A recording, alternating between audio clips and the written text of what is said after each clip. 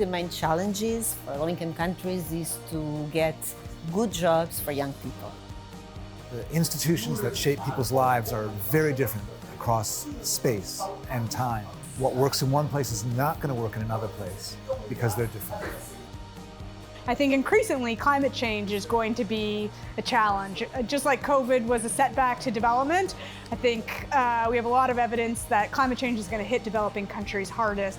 And so that's going to make the challenge of making forward progress when there's this huge headwind more of a challenge.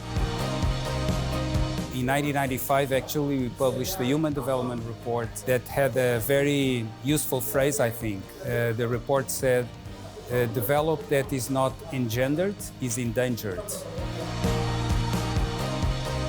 You know, the new topics might be quite data-driven because it's going to be enable us to answer a question we could not answer before. We do a lot of work in different areas and in different projects, and we are constantly looking for policy solutions that are effective, that improve people's lives.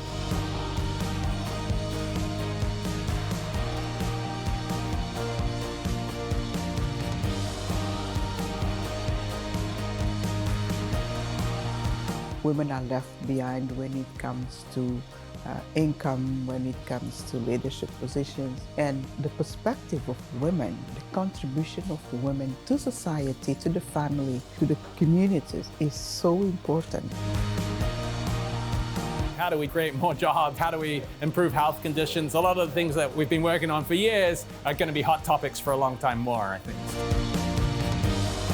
When you're looking at research, but also the need to use research to inform policy making on the continent. I think that digital technology plays a very important role in development countries because it helps to speed up, and actually it helps countries to leapfrog, to jump stages and steps into a more modern society. Really cool because once you have like specific talks, but then you have like these big talks in the end where you can actually have also like policy relevant talks where you can think a little bit on a more broader, maybe what is the impact of your research actually. So yeah, I think that was things I appreciated the most.